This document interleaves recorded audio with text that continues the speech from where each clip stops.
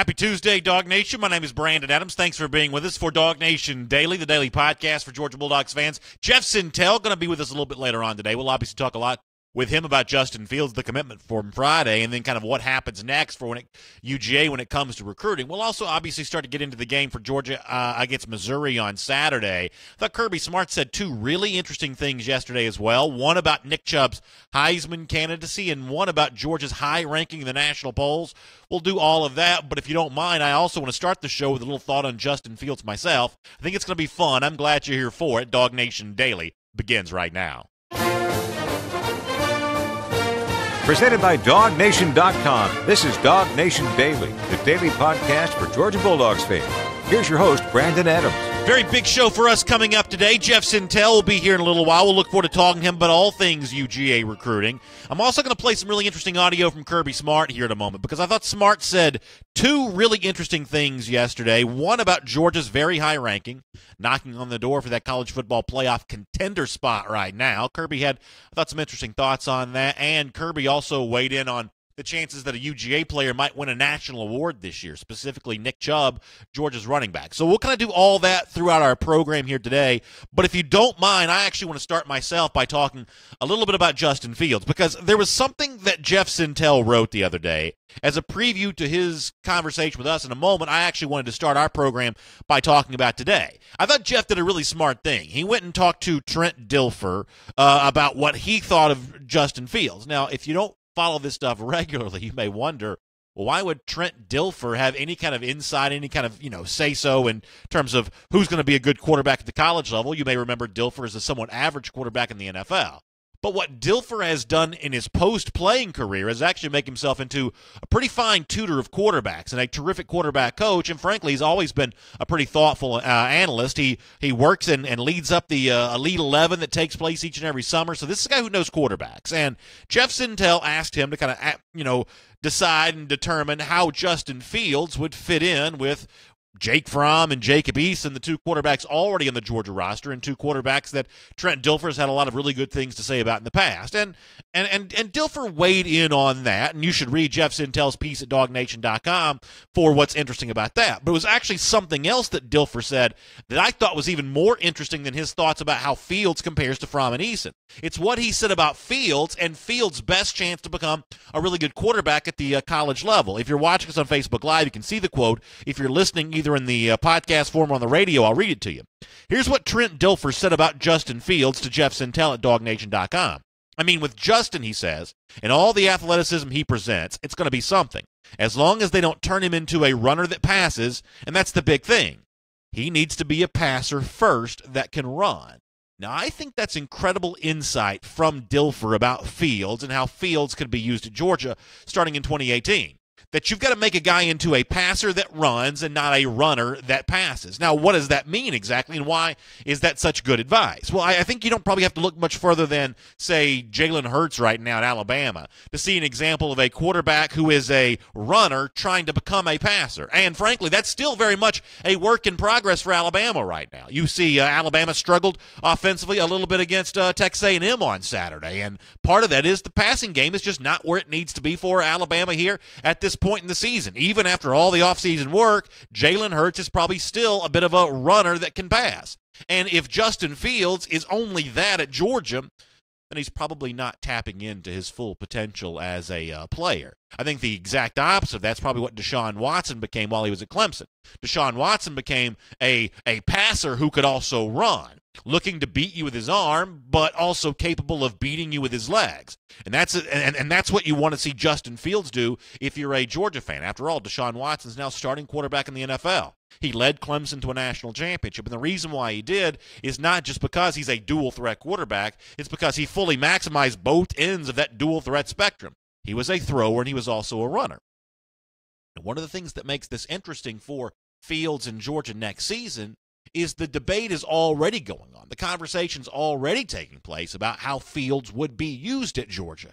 in 2018. Well, if you put Fields into the game next season, you are almost certainly putting him in to be a runner. You're almost certainly putting him in the game to utilize a skill set and a talent base that Jake Fromm nor Jacob Eason have. If you're watching on Facebook Live, you see an example of that ridiculous athleticism that Fields is able to use with his legs. That's why you'd be playing him next year. And that's probably what Georgia should do. Georgia should have a package for Fields next season to utilize that athleticism. But the trick here is that when you put him in those games next season, in that spot, that you don't put him in there in such a way that he develops the bad habits where he leans too much on those running abilities in his sophomore and junior seasons, those moments when he ought to be fully developing as a quarterback and, frankly, probably getting the attention of the NFL scouts. Now, when Jeff Sintel is here in a moment, we'll talk to him a little bit more about this because it almost seems like Fields' dad, while he didn't say this explicitly, it almost seems like that Mr. Fields sort of intuitively understands some of this kind of stuff, because over and over again, when Justin Fields' dad was interviewed by Jeff Sintel over the weekend, he kept pivoting back to, hey, we're okay not playing on as a true freshman. We've seen the great quarterbacks. They didn't all play as true freshmen at the college level. We're okay with that. Now, I think Fields' dad was probably speaking more for himself than he was for Just in that regard. But when you tie all these conversations together, maybe that's why Fields' dad feels that way. Maybe that's why Fields' dad seems to think it might be okay if Fields doesn't play next season. So he can fully realize the hope and the dream that Trent Dilfer, a really good quarterback mind and a terrific quarterback coach, has for him. That he becomes a passer who runs and not a runner who passes. Listen, it is all out in front for Justin Fields right now, but the development that he has over the course of the next couple of years will truly determine how he climbs. That's both right now while he's in high school, going into his time enrolling in Georgia, and then leading into the time on the field for Georgia in 2018. That's a really interesting thing to think about. By the way, while I'm on the subject of Justin Fields, let me also bring up one more point, because I thought another former quarterback also had something kind of interesting to say about Fields here this week. This time there was the former Alabama quarterback, Greg McElroy, making an appearance on the SEC network. Now, they do a show on, I think it's Mondays. It is amazing to me how similar it looks to AT&T SEC Country Live. You've got McElroy and Marcus Spears sitting at a desk, very similar to the one we sit at on AT&T SEC Country Live. They've both got laptops open, and they're both kind of just sort of riffing on college football the way we do in the afternoons. I'm not telling you they copied us in doing it, but pretty clearly this is TV trying to get away from TV and do something a little more loose and off the cuff the way that Mike Johnson and I do every afternoon. Well, one of the subjects that came up on this week's show was Justin Fields and the criticism that Fields got from some non-Georgia fans when Fields chose Georgia on Friday. Now, listen to Greg McElroy come to Justin Fields' defense. Now, the reason why I play this is because I think it actually sets us up for a pretty interesting conversation. Here's the former Bama quarterback on the SEC network. The people that I'd like to have come at me are the people that criticized his decision. Who are you to criticize what's in the best interest of this young man? This young man has done everything right to this point of his career. He's put himself in position to play at the college level and to do so with a full ride scholarship in hand. I looked through and the Twitter trolls and the banter, all the people saying, "You're crazy. Why would you go to Georgia? Look at the quarterback depth chart in front of you."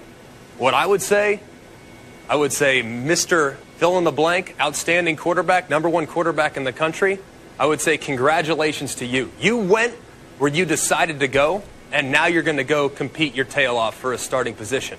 So the people that I'd like to have come at me are the people that are criticizing said decision. That is, of course, if you can come out of your parents' basement. So listen, obviously everybody listening and watching this show right now agrees with what McElroy says about criticism of Justin Fields. That's not the reason why I play it. We know also criticism comes when a big-time player chooses a school that certain fans didn't want him to choose. But the point of bringing this up here, and the reason why I start with Justin Fields on today's show, is because of this. Georgia's obviously getting a lot of attention right now, both on the field and in recruiting, climbing high in the polls, racking up big recruiting wins, and with the success that Georgia's had here recently, Georgia's actually got something now it hasn't had in quite some time. There's a long list of haters starting to build up here for the Georgia Bulldogs. Haters hating on Justin Fields because Fields went to a school that already has 2 good quarterbacks. Haters, talking about all the wins that Kirby Smart's been getting in recruiting, and a lot of people really frustrated that the pecking order that had been in place in the SEC apparently not going to be in place much longer. And it's kind of a really nice thing for Georgia fans to be feeling right now, because if they are this jealous of you, the fans that are tweeting at Justin Fields and others, if they're this jealous, then that means you must be doing something right. My name is Brandon Adams. This is Dawgnation Daily, the daily podcast for Georgia Bulldogs fans. Thanks so much for being with us. As I said earlier, you can watch us on Facebook every day at 10 a.m. on the Dawgnation Facebook page. We're on the radio at noon on Athens Sports Radio 960 The Ref, and in podcast form, pretty much wherever podcasts are found, iTunes, SoundCloud. We post the show at the world-famous Dawgnation.com. You can find us a lot of different places. Thanks for finding Dawgnation Daily today. I'll also tell you we're getting ready for the big one in Jacksonville in a couple of weeks. Both teams have a game this Saturday, but then after that, it's all systems towards the world's largest outdoor cocktail party. And by the way, somebody in the comments section yesterday said I don't pronounce Jacksonville correctly. Maybe it's Jacksonville instead of Jacksonville. I have a tendency to say that. But nonetheless, 19 days from now, we'll be there. And 19 days from now, Georgia is going to be coming back, I believe, on its way to owning the East and really making a big statement about where this program is in 2017. And by the way, speaking of us being there, it's all part of our Dawgnation invasion to Jacksonville. We're going to have a huge tailgate set up. We've got a special gift while supplies last for a lot of UGA fans there that day. It's going to be a great time, and it would not be possible without our sponsors, including our friends at Dixie Vodka, the South's best-tasting vodka.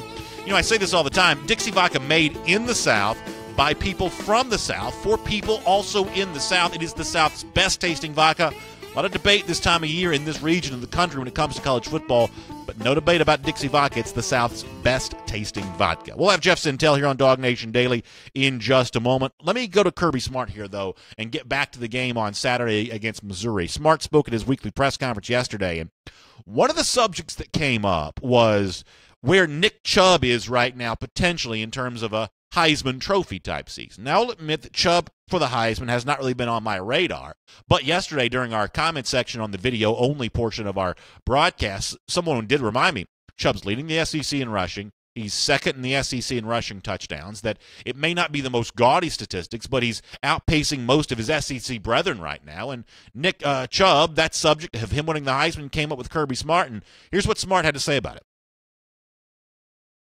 That's not for me to judge. I'm not here to lobby for anybody. I certainly love Nick, and I love our entire offensive backfield. They work so hard. I tell them all the time, the thing that sticks out to me is the teams that win, you get more individual accolades. So together, everyone achieves more. That's what team stands for. And if everybody wins, then at the end of the day, the accolades will come. So I think he's focused on that. He knows whatever's best for the team helps. I think that's true, that as Georgia continues to be a fixture near the top 4, top 5 of the national polls, if it is a real contender for the SEC championship, there are some national awards that's going to follow. Some individual guys, some guys making all-conference teams, all-American teams. You're going to have some of that at Georgia at the end of the season. But specifically when it comes to Chubb's chance of winning the Heisman Trophy, Smart makes the point of maybe why he doesn't get more attention, because Georgia's also got a whole host of other good running backs, including Sony Michel. Here's Nick Chubb. Here's Kirby Smart one more time. Sony is the guy that nobody talks about, and he's had one of the best couple runs we've had all year. He was really productive the other day. So I think those guys obviously take away from each other when it comes to national recognition because they don't get the carries. But they don't care about that. The reason they came back was to win, and that's the ultimate goal, and right now they're helping us achieve that. When I'm listening to Kirby Smart right there, there's something that kind of pops in my mind. And if you're not a Georgia fan, you don't understand this, but every Georgia fan listening right now understands this fully and completely. There's almost an element of Nick Chubb, the reason why he can't win the Heisman Trophy, is something that every Georgia fan loves and appreciates. Not that Georgia fans wouldn't want Chubb to be in New York and holding up that Heisman, and who knows, maybe he puts together enough numbers between now and the rest of the season that he actually could do that. But the reason why he's not, Kirby Smart's right. It is because Sony Michel is also getting touchdowns and also scoring points. And I would also, just like you, add DeAndre Swift into that conversation, and to the extent that Herring and Holyfield are a part of this, those guys as well. The stable of running backs for Georgia right now is just so deep that it almost prohibits Nick Chubb from winning the Heisman Trophy. And while Dog fans would love to see Chubb in New York, the reason why he won't be there is very good for UGA. Something for the moment that may not quite be so good, though, is the current status for Trent Thompson, who did not play against Vanderbilt on Saturday. And as far as his status for the Missouri game goes, well, Kirby Smart also updated that as well. Trent's recovering. He'll be day to day and week to week. We haven't ruled him out for this game. We hope to be able to get him back. He's still battling back. He's moving now, running some. Yeah, so he's running some, trying to get ready to come back. And as far as how those defensive linemen played in his absence on Saturday, Kirby Smart also shared some thoughts and opinions on that. In his absence, how the guys played, they played very similar to the ways they've been playing the weeks before.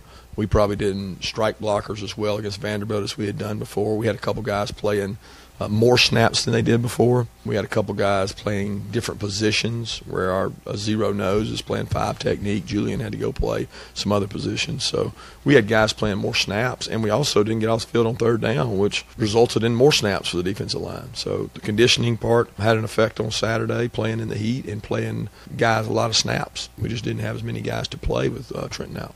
Everybody knows the drill here. Georgia should not need Thompson for the Missouri game. He may play, but they don't need him there. It'd be almost nice if you could give him that little bit of extra rest because you've got a bye week after that and the Florida game looming. I do think Georgia needs Trent Thompson that game against the Gators. Florida may have lost LSU on Saturday. I still think that's a formidable opponent and a really big date circled in red for the Dogs there in Jacksonville, so we'll see what Thompson's status is for that. Before I bring on Jeff Sintel, let me also remind you the Dawgnation Daily brought to you in part today by our friends at Georgia United Credit Union and the all-new Unified Checking Account, which gives you all the comforts of a free checking account with the options to earn more. It's a simple, convenient, rewarding checking account that fits your lifestyle. Visit gucu.org for the terms and conditions that apply to this account. Federally insured by NCUA. It's great to have you with us here today on Dawgnation Daily. We'll hear from Kirby Smart a little bit more before we're done today on the program, but for now, hope you enjoy Jeff Sintel. From Athens and across the SEC or wherever the recruiting trail may lead, here's a Dawgnation.com insider. And it was a busy weekend for Jeff Sintel, both with us on the Dixie Vodka postgame show after the game against Vanderbilt, but a whole bunch of recruiting stuff, including being at Harrison High School before he was kicked off the premises on Friday as Justin Fields officially became a member of Georgia's 2018 recruiting class. Jeff, I guess let me first of all say good morning for the first time to you on Dawgnation Daily on a regular appearance after Fields committed. This is one of those things that obviously we talked about a lot leading up to it. Now this will be our first sort of regularly scheduled Dawgnation conversation post-Fields commitment, so welcome to the program. Hey, Brandon, do you feel any better knowing that you've got a third five-star quarterback into the recruiting fold? I think we can officially say that the 2018 recruiting class that maybe most might have felt was on life support was actually taking some of those really good Flintstone vitamins the whole time. Yeah, I think that may be very well said, Jeff. And we actually played, you probably don't know this, but a few days ago, a clip from you from like several months ago in the program where you said that a lot of recruits laugh at the doom and gloom talk. I'm talking about that period of time back when Georgia was like 70-something in the country in recruiting, essentially in the bottom half of the country when it comes to recruiting. And, you know, a lot of Georgia fans were wringing their hands about that. I know I was kind of panic peddling a little bit on that too, but apparently the recruits were not, and we see the full evidence of exactly why that is right now. I think so, Brandon. I mean, especially the quarterback spot. I mean, there are things you can report and you can't report, and it was interesting how we had a bevy of offers at the quarterback spot to report for many, many months. And then I would say maybe about June, maybe late May, June, mid-June, all the offers at the Georgia for 2018 quarterback suddenly stopped. And if you follow recruiting, that's an interesting tell that like something happened seismically that said a certain program. And at the time, it was both Matt Corral and Justin Fields there in the mix. But there was something there that just basically said things had changed, and Georgia probably had something in its back pocket that it felt pretty good about at the time. Yeah, that's a really good point. So I started the show today by talking about something that you had written, a quote you got from Trent Dilfer. And I thought of all the things that you wrote over the last few days, this may be the single most interesting sentence of all where Dilfer said that for Fields to achieve the most he can achieve, he's got to be a thrower that runs and not a runner that throws. And I think that's really important, Jeff, because I think at Alabama right now you see a quarterback, Jalen Hurts, who's had great success, but he is more of a runner that throws as opposed to the opposite. I think Deshaun Watson was a dual-threat quarterback who obviously achieved great success with his arm, also had the element with his legs. Fields kind of going down that path was a really, I think, important thing for Dilfer to bring up, and I do think that lays the groundwork for what all of us should look for from him over the course of the next couple of years. Do you agree with that? I think so, and I think it was interesting how maybe most of those national analysts and those quarterback gurus got a chance to see Fields at the opening, and that's the situation where it's 7-on-7 football. The quarterback's legs and feet are basically encased in cement. They can't move. And everybody becomes Peyton Manning for that tournament. Yeah. Well, that's the situation where Fields got to flash all of his arm talent, all of his ability to process information quickly on the field. And one of the things that really stood out to me when Trent Dilfer and I spoke about Justin, and, first of all, when you talk to Trent Dilfer about quarterbacks, you really feel like you could probably go 8 for 8 in a quarter scrimmage after you talk to Trent, because he makes it sound so regimented and so processed, but he also just makes you sound a whole lot smarter just by listening to him. But he mentioned things like quick eyes, and he mentioned how Justin's eyes just seem about a half a click and even like a nanosecond faster than even all the other Elite 11 passers he's ever been around. He said it's simply like seeing a guy in a green jersey being covered by a guy in an orange jersey, and looking out of all that field of orange and green and realizing where he's going to find some success faster and getting rid of the ball faster than everyone else. That to me is pretty telling. And then when you've got Fields, he thrived in such that statuesque pocket passer environment. When he needs to, he's got that get out of jail button. He's got that break glass and in case of emergency part of his game, which is his running ability. And he's already scored 12 touchdowns this year and has over 700 yards rushing for Harrison High on the ground. So I think an important addition to this conversation is what his dad also told you as well, that, and this is something that was echoed back during the summer too, that they're kind of okay, at least Fields' dad is. I don't know that Justin himself would actually be okay with this, but this notion of either taking a redshirt freshman year or not kind of stepping in there with a lot of playing time early, that wasn't a deal breaker to Fields' dad in the story that you wrote at Dawgnation.com over the weekend, which leads you to how Fields might be used here in 2018, because I think if I were to assume one of the reasons why Fields' dad may feel that way is because you put him on the field next season. I think he should be there. I think there ought to be a package of plays for Fields. I do think, though, for a freshman coming in with great ability to run, there may be a temptation to lean too much on that, and there is a way that playing him too much next season could hamper his development a little bit. Is that fair or not? I don't know if that's fair. I just think that, it's the Georgia way about having to earn his way on the field is one thing, and also just be prepared and comfortable. Like, the Fields family has really well researched this whole situation. I mean, there was a part where his father told me, got to remember Justin didn't even get his first offer until May of 2016, and he rose at a point. From point to point, he seemed to have surges where he eventually became the number 1 overall prospect. But there was a point where his father would have been happy if Justin found a way to get a scholarship to a Northwestern.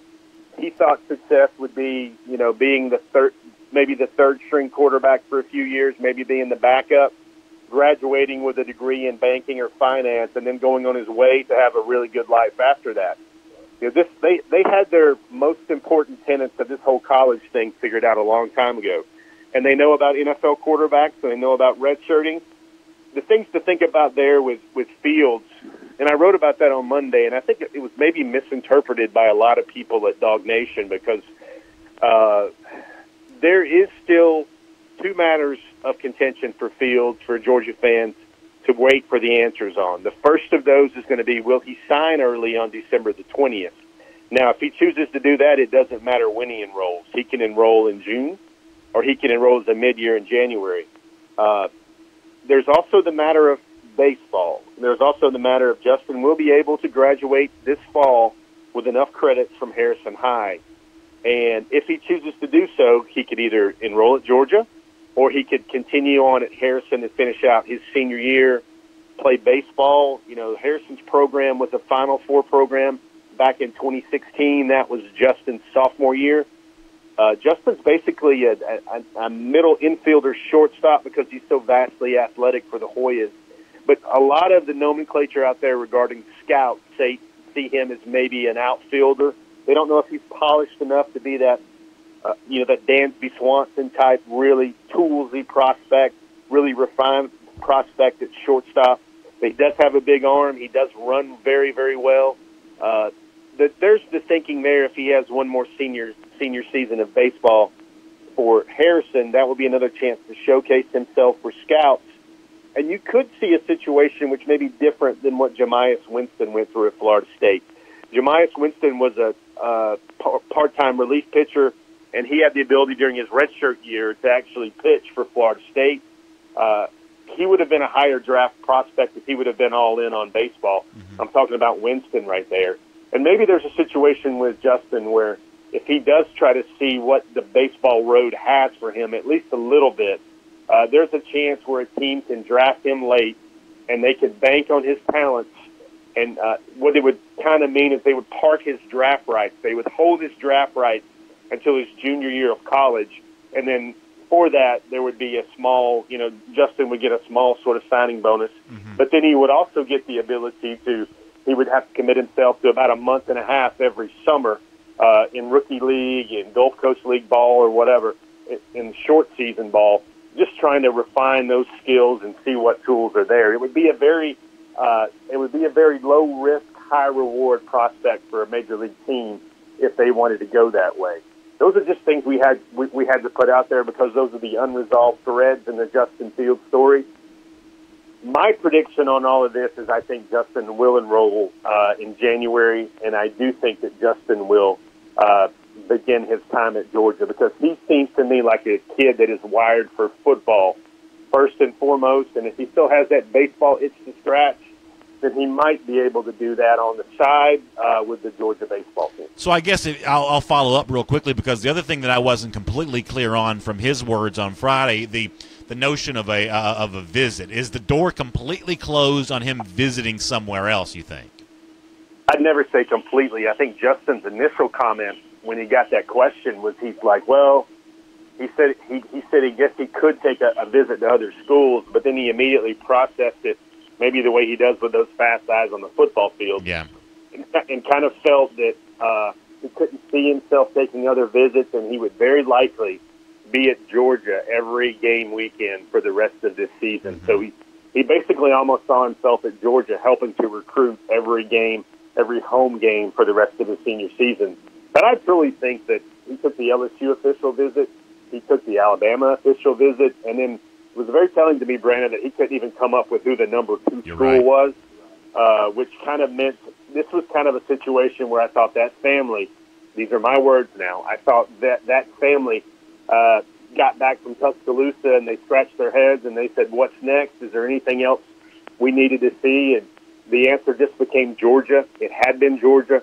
Georgia was so crystal clear that they really didn't need to kind of spin their wheels just to get to 5 official visits anymore. You used a word a moment ago, the process, and that's a word that Trent Dilfer also praised Fields for, his process when he was at the Elite 11, the way that he was studying, the way that he was approaching all that. He was a note taker. He was a listener. He wasn't a guy that was just sort of, kind of checked out, half engaged. And that, to me, was an incredibly interesting description for Fields as a guy who's going to probably come into Georgia utilizing some of that same work ethic and come into Georgia much like Fromm did this past, if it's spring or summer, whenever it is, and go head first into that playbook and feet first into that film room and really kind of diving into that. Fields sounds like the kind of guy who's going to do a lot of those same things that Fromm did this past offseason. He did.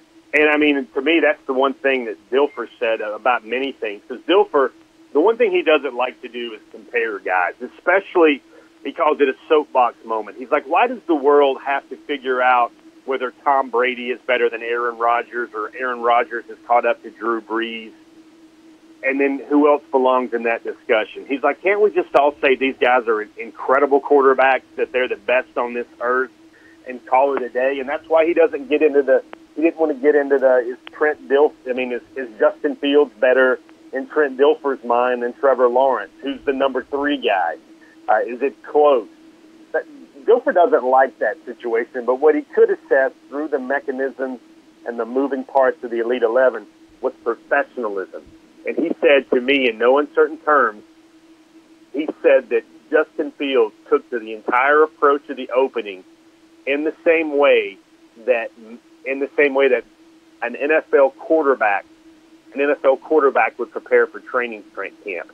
He saw the level of focus and discipline. He saw a standard for excellence that Justin established for himself and his process of getting ready, preparation, details, note-taking, leadership. He said that he has seen a lot of NFL quarterbacks prepare for training camp, and he said that Justin's process was just like a guy who's coming in ready to win at the NFL level. I totally expect Justin to do the exact same thing when he goes to Georgia. Let me finish up with this, Jeff. You know, I got the same joke on Twitter that you probably did a lot of times of, well, what are you going to talk about now, BA? You know, Justin Fields is committed. What are you going to do for your interviews with Jeff now? And what I always said back to that was, in a sort of half kidding, half serious way, that the real story begins now for Georgia and its recruiting efforts. The real story for me is who Fields brings with him. And if Georgia wins a national championship in the next couple of years, it's just as likely to be because of the players that come to Georgia because of Fields as it is to be because of Fields himself. And so I guess I'm curious, and one of the things that you and I will now talk about a lot over the course of the next few weeks is when these dominoes start to fall, when we start to see some of those reverberations of the Fields commitment. How soon will that be, you think? Well, I think you're going to see a lot of guys.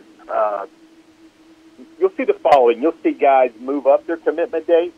You'll see guys move up their timeline. You'll see guys that maybe Georgia wasn't in it for now take official visits to Georgia or unofficial visits to Georgia.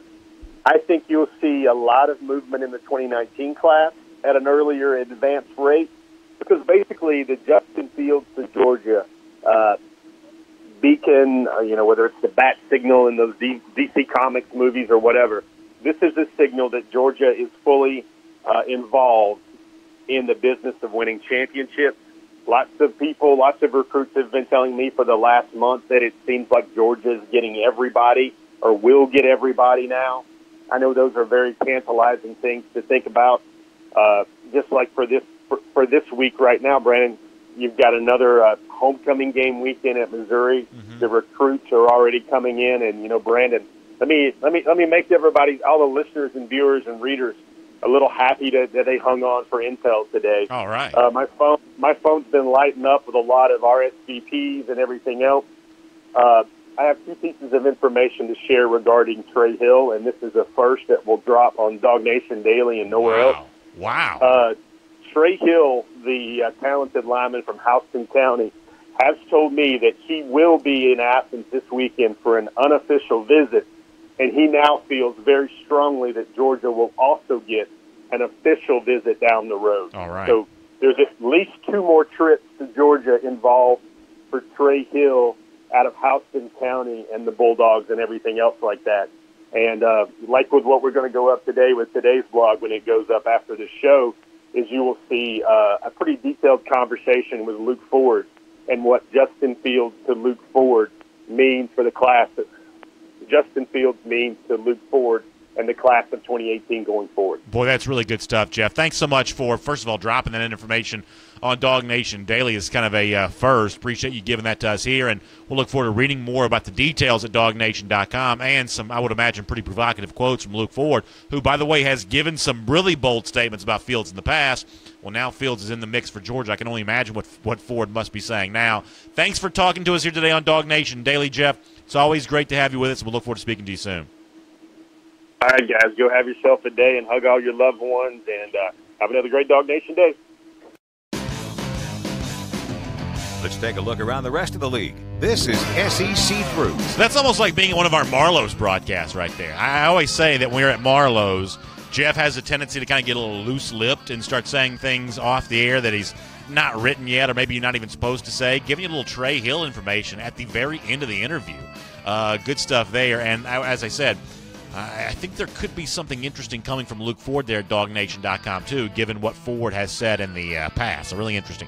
Before I transition over and do the SEC through, speaking of Marlowe's, Let me also remind you that Marlowe's is also one of our sponsors for our Dog Nation Invasion to Jacksonville coming up. And if you want to be a Marlowe's insider, the best way to do that is to text the word Marlowe's, no apostrophe, just MARLOWS, to the number 24242. That's Marlowe's, MARLOWS, 24242. They'll give you some special offers. They'll tell you about the special events they have going on, including the fall celebration going on at Marlowe's right now. Center cut pork chop, one of the special entree menu items they have there.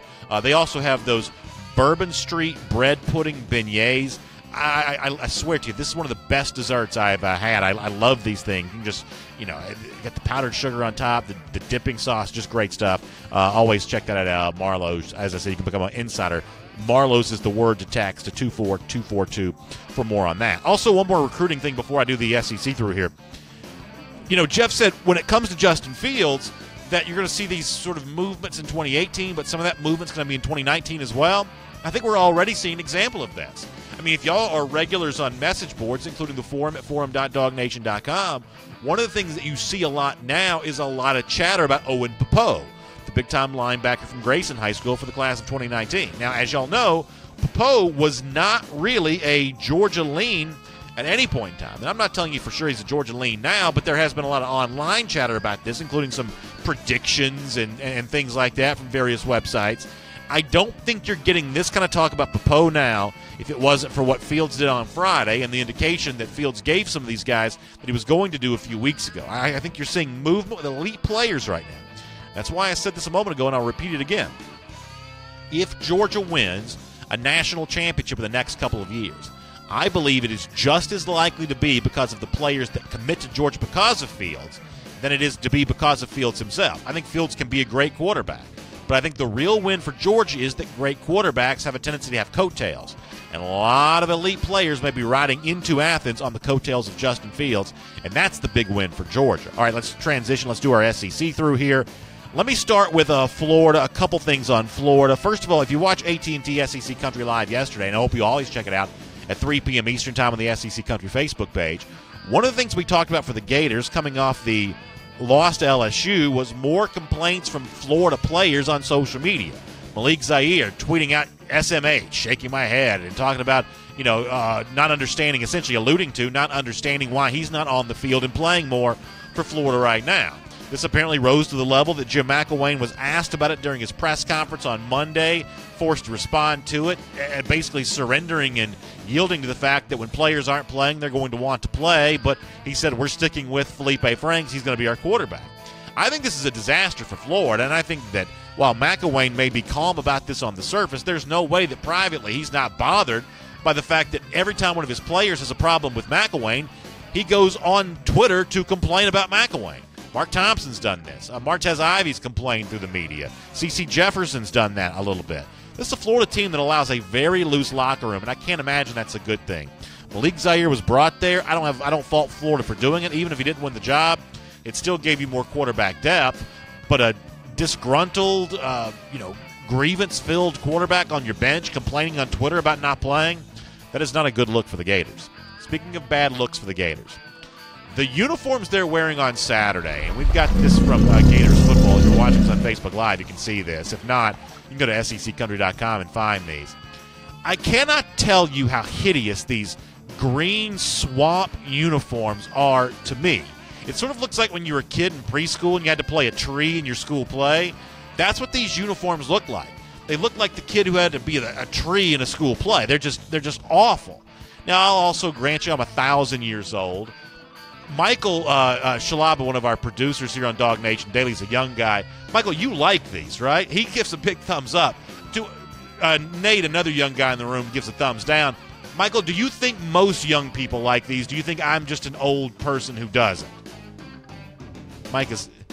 He just thinks I'm an old person who doesn't. I think these uniforms are terrible. I know we'll talk more about this on AT&T SEC Country Live today.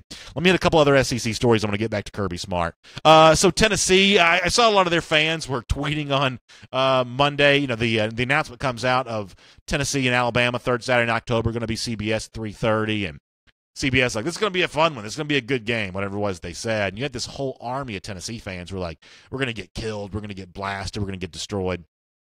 I mean, I grant you that Tennessee's not very good, But when you start just throwing in the white flag of surrender against one of your biggest rivals, then things have really gone too far there. And I think that it's that kind of like dissatisfaction that leads to just a malaise and kind of apathy. It's that kind of thing that I think is going to get Butch Jones in trouble more than anything else. You probably also saw that he gave one of those unfortunate phrases again yesterday. He was talking about what was it that he said? Something to the effect of, hey, you don't just have to have a reputation for being physical. It's not just a physical rep. You can also have a leadership rep as well. And I know he's going to get a lot of grief for that, which probably is par for the course at this point in time. I don't know this is one of the worst, bad motivational cliches he's ever used, but there's certainly a lot of reaction to that on the internet right now. And then the last story for our SEC through, let me get to this quick.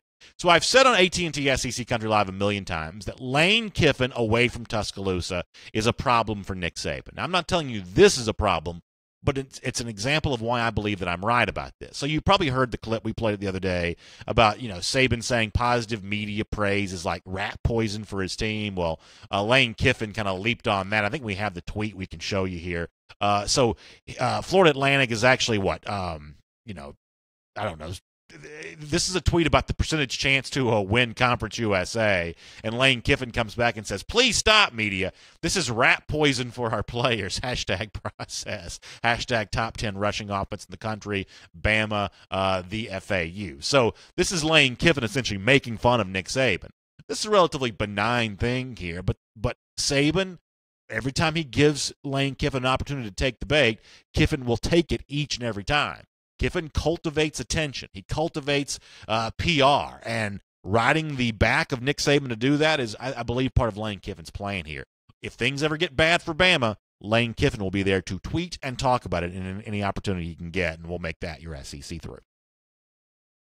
All right, I want to go back to Georgia here for a moment because, earlier in the show, I played some what I thought pretty interesting audio of Kirby Smart talking about Nick Chubb's chance of winning the Heisman Trophy. Well, that's not the only trophy that Kirby Smart at least alluded to yesterday when he met with the media. He was also asked about Georgia's current AP poll ranking. Georgia's number 4 in the AP poll. Now, that's a pretty significant number in college football because there are 4 teams that make the college football playoff. Even in the coaches poll, Georgia up to number 5, knocking on the door of really being in the most significant postseason conversation that you can be a part of. Well, when Kirby Smart was asked about this yesterday, do you talk to your team about this? Are you okay even bringing up this word, or is the thought of a college football playoff the kind of thing that you can't talk about whatsoever? And I thought Smart actually gave a little more interesting answer than it may appear to be at face value. Here's what Kirby said. Yeah, I mean, you address it with the kids. We don't talk about what we're ranked. We didn't talk about where we're ranked last week. It's really no difference because none of it matters. I mean, all we talk about is a race, and there's a race, and the race is at the 50-meter mark, and that's where the race is. And I don't know one person that ever talked about Gatlin being ahead of Bolt at the 50-meter mark. Nobody cared. So nobody cares about that. They only care about where you finish, and they only care about what you do next. And that's our objective, is to do what's next.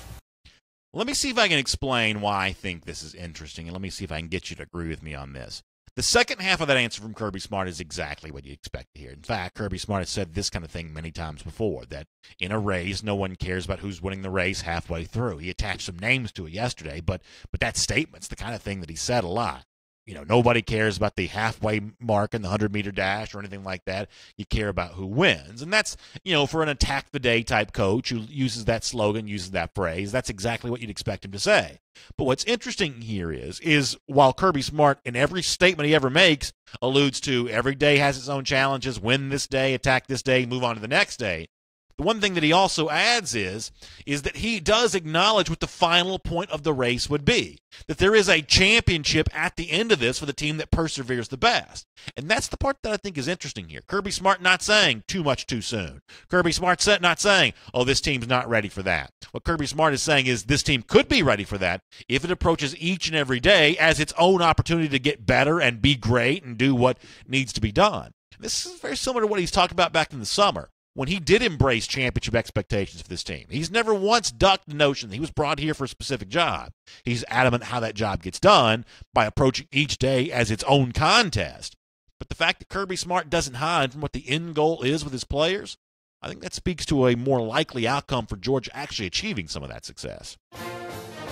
All right, thanks for being here with us on Dawgnation Daily today. Let me do a couple things before we say goodbye to you. First of all, I do believe we have, and I'm talking about like a small handful, like 1 or 2 T-shirts left. Maybe a small, maybe a triple X. There may be a double X. If you want to go to shopdawgnation.com in advance of the game against Florida coming up in a couple weeks, you get your own Dawgnation Daily Gatorator T-shirt. We've only got a couple of these left, though, but check that at shopdawgnation.com. We will give you free shipping. Sorry we can't restock the store before the game, but the supplies and the timing just won't allow us to do that. But if you haven't gotten yours yet and you have either a very big size or very small size, you may be able to get one there. I'll also say this, thinking about championship expectations, I'm sure you saw the viral photo.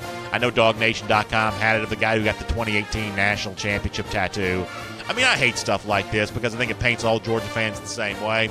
I'm not telling you should get a tattoo, but there are good days coming for the Dogs. We'll talk to you tomorrow right here on Dawgnation Daily. And for those of you watching us on video right now, look forward to getting your comments on really anything you want to talk about from today's program. We appreciate you being with us. James Crump says when it comes to the polls and where Georgia's ranked, he says none of the polls matter. The only ranking that matters is where the committee puts us after the SEC championship game. And that's true. James, when the committee does make its first poll announcement, though, coming up on October the 31st, I do think whether they act like it or not, they're going to be heavily influenced by the regular human polls. They'll do a few things different just to make themselves different, but they are influenced by the polls. So being ranked high in the polls is good for Georgia. And I think that you want to be careful about where you see Georgia ranked in this first poll. I'm talking about the playoff committee poll, assuming Georgia keeps winning here, because the first poll is an indication of kind of some of the biases that the committee might have. And every year it's kind of the same thing. And we see drastic changes from the beginning to the end, but most of that's based on win-losses. I think what's interesting is, without any of these teams losing, who does the committee favor over another? And I'll tell you a perfect example of this.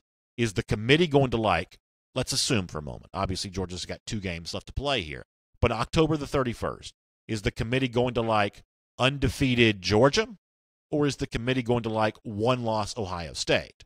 That's where it's going to get kind of interesting here. And that's one of the things that, and we have a lot of off-air meetings, and I've been talking to a lot of folks about this a lot lately, that this playoff ranking week-to-week stuff is going to be, I think, really compelling content for Georgia fans. I think a lot of Georgia fans are going to find a lot of reason to be talking on, I believe it's Tuesday night these things are released. When this thing comes out, I think there's going to be a lot of talk about these games, because I think in some respects the committee may behave in a way that some Georgia fans are not going to like. Don't assume that if Georgia's undefeated, it automatically gets the benefit of the doubt over every team that's not. In fact, I'll try to pull up the Ohio State schedule if I can. Let's see what Ohio State does here over the next couple of weeks. It's just an example of one of the 1-loss teams that Georgia's got to think about and kind of pay attention to here a little bit. Let me see if I can find this thing. Sometimes this stuff's a little harder to find than you might think. All right, here's the Ohio State schedule, I believe. Let's see if I can find this. All right, so Ohio State just crushed Maryland. They're at Nebraska this Saturday. Penn State on the same day that Georgia beats Florida. So that's a really interesting deal. A road game against Nebraska, who's not very good. A national game against Penn State on October the 28th. Both those teams are somewhat national championship contenders. What's going to happen with both those teams potentially having 1 loss, or Penn State getting a win over Ohio State? Ohio State would knock down to a 2-loss at that point in time and probably be out of the discussion. Let's say Ohio State beats Penn State. What's the committee going to do with 1 loss Ohio State, 1 loss Penn State, undefeated Georgia? These playoff rankings are going to be pretty interesting, I believe. Patrick Lay says, if my math is correct, a 1-loss Ohio State team does not jump a 0-loss UGA team. The problem with that, Patrick, is this committee at times has a tendency to sort of justify its own reasoning however it wants to. And this is why I think the week-to-week conversation on this is going to be both entertaining and somewhat maddening. I've followed this committee for the 3 years that it's been in existence, and they are not consistent. They are contradictory, and they do favor teams with really big fan bases over others. Now, that should work in Georgia's favor for the most part because Georgia has a really big fan base. But Ohio State's gotten the benefit of the doubt here a couple of times. It made the playoff in 2014 as a non-undefeated team. It made the playoff last year as a non-conference champion. Now, in 2014, the committee looked smart because Ohio State won the national championship. Last year, committee looked kind of dumb because Ohio State got blitzed by Clemson. But this is not a committee that's consistent. This is a committee that has its own very quiet criteria that it favors over everything else, and mostly it's what's good for the business of college football. Willie Gray Jr. says Ohio State always gets favored, even if they lose 2 or 3. The team that they just beat them at their house just lost at their house to an unranked team. Bump Ohio State. So, yeah, I mean, there is, some of that going on. That's why I think this week-to-week deal is going to be it's going to be a big water cooler conversation. I believe that it's going to be. Let me go back and get Gare Bear down here. Gare Bear Stayer says, right now, UGA needs to know that the SEC championship and national championship is the ultimate goal. However, the players need to focus on attacking the day and take the season one practice at a time. As long as UGA takes care of their business, the polls will work themselves out. I agree with you on that. And I think there is a way to do both. And while I'm not behind closed doors at Georgia, I do think some of the things that Kirby says, including the clip that I just played for you a moment ago, I think that gives you an indication that Kirby Smart has an idea how you do both. You don't have to pretend that there aren't big goals out there. You don't have to pretend that these players didn't come to Georgia for a reason. Obviously, why did Richard LeCounte come to Georgia? He thought that Georgia was the place that could do big things. If, all he cared about was just an education and hanging out with friends, he could have gone to a whole number of schools. But Georgia's a program trying to play at the highest level. You can't play at the highest level if you don't mention the highest possible level as the ultimate goal. But as Gare Bear said in the comment section, it's still about that sort of attack the day process, one step at a time. That what sounds like boring coach speak, but actually is the way that you don't just approach football, but you really should approach life. That's the way I think you kind of get that done. Really good statement there. Nakia Hester says, BA, can you put Eason back in the game Saturday? Thanks. Well, if I was on the sideline making that decision, who knows what I might do. But I do hope that Eason gets some extended playing time on Saturday. Not at the expense of Jake Fromm. I hope it's 100-0 in the second half, and Eason's out there getting a chance to put his skills on display in more than just a small, limited window. Small, limited windows have not worked out well for Eason this year. We talked about that during this portion of our show yesterday. 2 bad drives against Appalachian State. The drive that he got injured wasn't looking much better. Brief window against Tennessee, pretty unattractive. Obviously, everybody remembers him getting sacked against Vanderbilt. So I'm hopeful that Eason gets a little more time to be on the field. I'm hopeful that Eason gets more of a chance to kind of just show how much he has developed. And I do think that, Kirby's used the word rust a couple times. I do think that's probably a real thing. I do think there's an element of it's probably hard to get yourself back into the speed of the game again after having been on the sideline. But listen, at this point in time, Eason just needs to get out there and kind of show what it's all about. So I hope he does get a chance to play and do that a little bit. Dustin Goodwin says, if we beat Florida by 2 or more touchdowns, we will get the committee's attention. I think Georgia is doing enough right now to get the committee's attention anyway.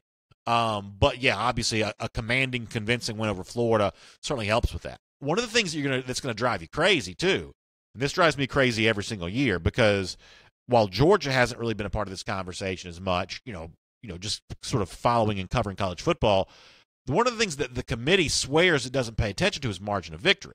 And this is one of the things that's so stupid that it doesn't make any sense, and it's probably not even true. I mean, your mind can't help but acknowledge one team's easy win compared to another team's close escape. This is all about political correctness. They don't want to sort of glorify teams who run up the score, but Georgia's beating SEC teams by an average of 30-something points right now. Or certainly around 30 points probably in terms of what Georgia's margin of victory in SEC games right now is.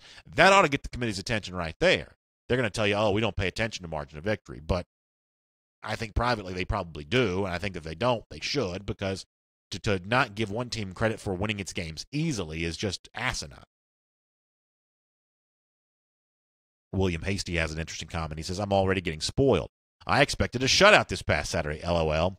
Shaking my head. Yeah, I think a lot of people kind of feel the same way, and I don't think you're necessarily wrong for having a high standard for this Georgia defense. In fact, we'll probably play some of this audio throughout the week. I mean, Kirby Smart has said now twice post-Vanderbilt game that the defense didn't live up to his expectations either, and that's not just about being spoiled and expecting a shutout each and every week. It's about, there's a lot that's going to be asked from this group, this group to achieve everything its full potential.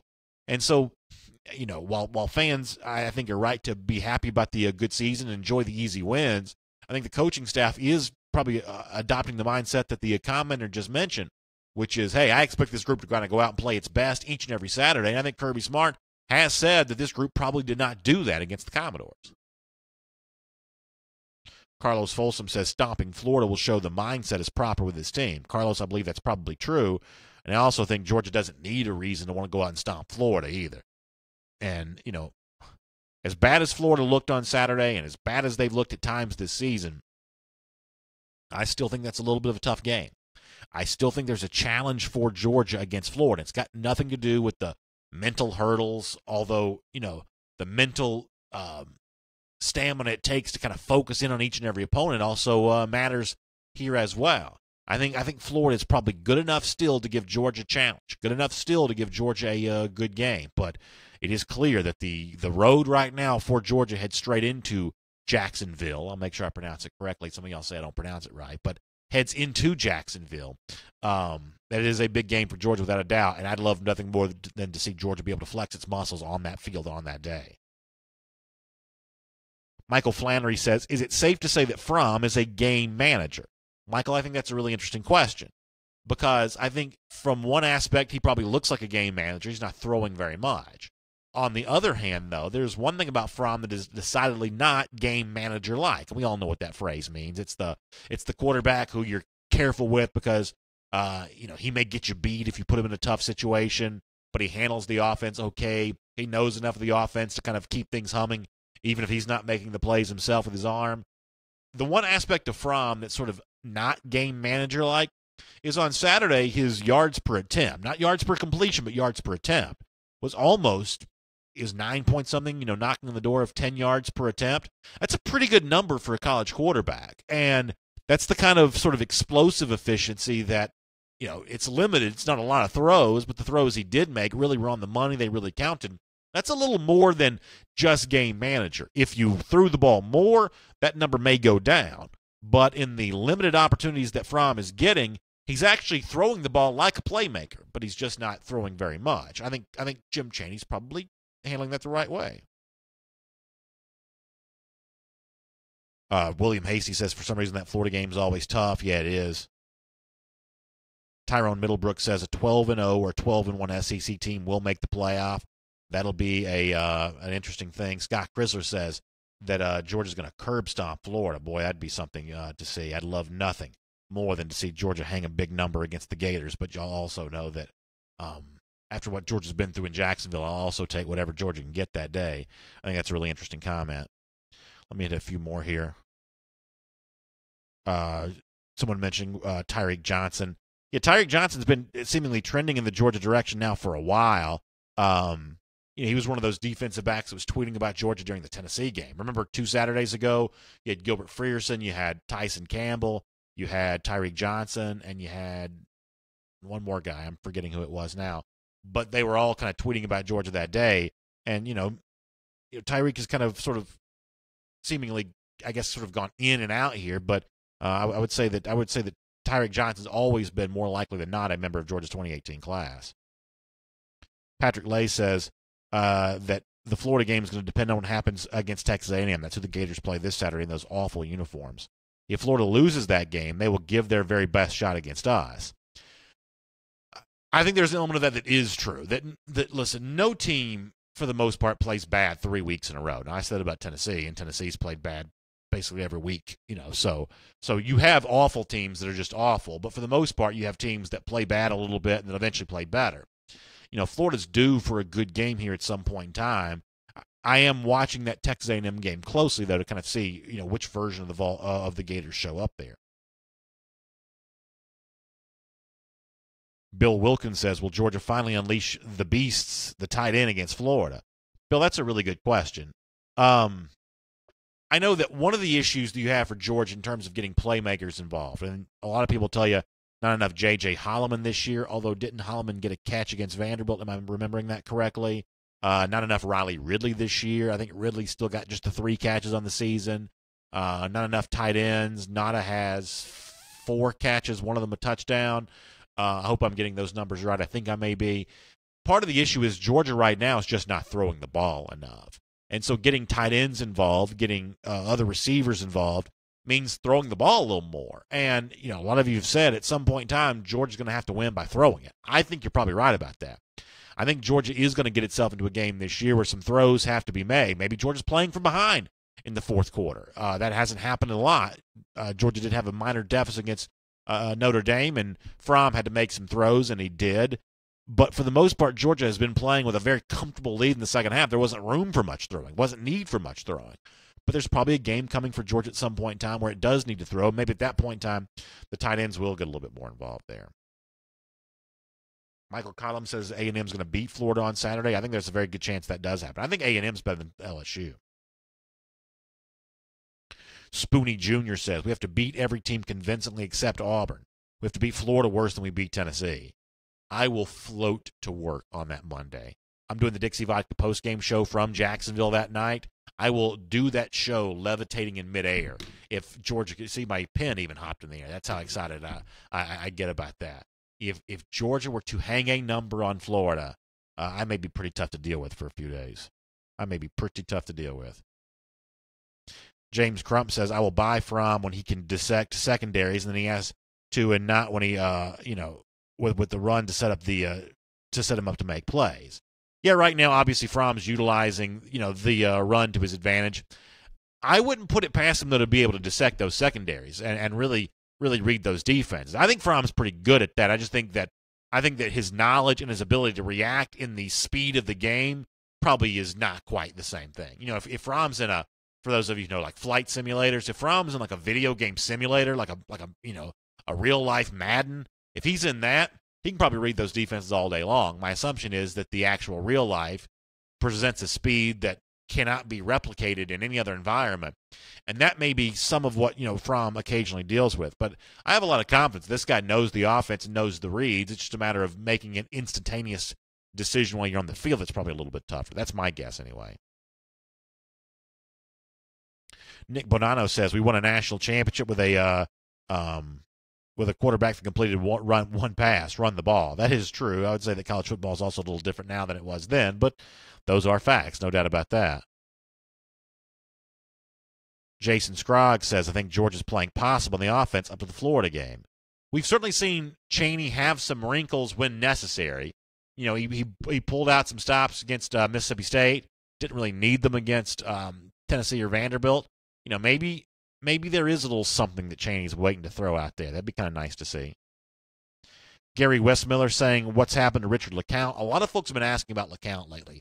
That's a pretty good thing to talk to Seth about on Thursday. Let me actually write that down right now, because I obviously don't have the information that you're looking for, and Kirby was not asked about LeCount yesterday. Maybe Kirby will also speak after practice today. Maybe he'll speak a little bit more about that. But I know there's some concern about whatever happened there with LeCount not being a big part of the action on Saturday. Stephen Early says offense needs more pressure to make plays and show it can handle itself in the clutch. The Notre Dame game was about all we've seen for a clutch play. Well, one way or another, Stephen, there are some close games coming before the end of the year, and you'll get to see more of the offense there in that role. And I also think that while the offense is put into a position to play in the clutch, defense is going to be in that spot again, too, where, another team is driving for a chance to put a game away or take a lead, and, Davin Bellamy, Lorenzo Carter have to get to a quarterback the way they did against Notre Dame. There's clutch play on that side here coming, too. Stacy Goebel says BA 13 to 14 attempts per game will not beat Auburn or Alabama. That's probably true, especially against Auburn. Georgia going to have to throw it more. Against Alabama, probably the same way. But, Georgia's not playing that game this Saturday, and they didn't play that last Saturday. So I don't have a problem with Georgia doing what it needed to do and was able to do against those teams. And when Fromm's asked to throw more, maybe at that point in time, in November, by the way, or in December, maybe he'll be more ready. We are late. We got to go, so let me get ready to wrap up here. I'll give Sean Schooler the last word. If Florida wears those ugly uniforms against us, I think Kirby should wear the Crocodile Dundee hat and leather jacket to go against them. That's a pretty good idea. I like that line. Thanks for being here with us today on Dawgnation Daily. We'll be 3 p.m. Eastern Time today on the SEC Country Facebook page for AT&T SEC Country Live. If you missed a portion of our regular broadcast, We'll put the show up for you at the world-famous Dawgnation.com on iTunes. You can find it as a podcast. We'll also be back again tomorrow morning at 10 a.m. Hope you'll be there for that. Thanks for being here with us today on Dawgnation Daily. Y'all have a great day.